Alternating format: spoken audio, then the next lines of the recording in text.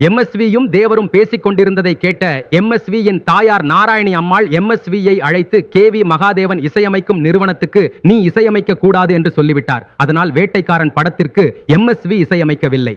இன்றைக்கு திரை உலகில் பார்த்தீங்கன்னா அண்ணன் எப்ப போவான், திண்ணை எப்ப காலியாகும் என்ற நிலைதான். அன்றைய தமிழ் சினிமாவில் இருந்த நன்றி உணர்ச்சியை பற்றி மக்கள் திலகம் ஒரு சம்பவத்தை பற்றி நினைவூட்டுகிறார்.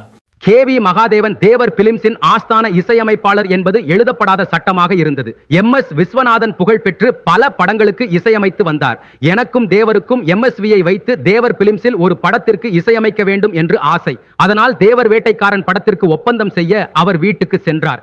எம்எஸ்வியும் தேவரும் பேசிக் கொண்டிருந்ததை கேட்ட எம்எஸ்வியின் தாயார் நாராயணி அம்மாள் எம்எஸ்வியை அழைத்து கேவி மகாதேவன் இசையமைக்கும் நிறுவனத்துக்கு நீ இசையமைக்க கூடாது என்று சொல்லிவிட்டார். அதனால் வேட்டைக்காரன் படத்திற்கு எம்எஸ்வி இசையமைக்கவில்லை. அவர் தாயார் அப்படி சொன்னதற்கு காரணம், ஆரம்ப காலத்தில் கோரஸ் பாடிக்கொண்டிருந்த எம்எஸ்விஐ கேவி மகாதேவன், விஸ்வநாதா நீ கோரஸ் பாடிட்டு இருந்தா உன்னை எல்லோரும் கோரஸ் விஸ்வநாதன் முத்திரை குத்திடுவாங்க, சென்னைக்கு போய் இசை அமைத்து முன்னேற வழியை பாரு என்று வேட்டி எடுத்து கொடுத்து கை செலவுக்கு பணமும் கொடுத்து அனுப்பி வைத்தாராம். அவர் வேலையை தட்டி பறித்த மாதிரி ஆகிவிடக் கூடாது என்று நன்றி கடனுக்கு தான் அப்படி சொன்னார்.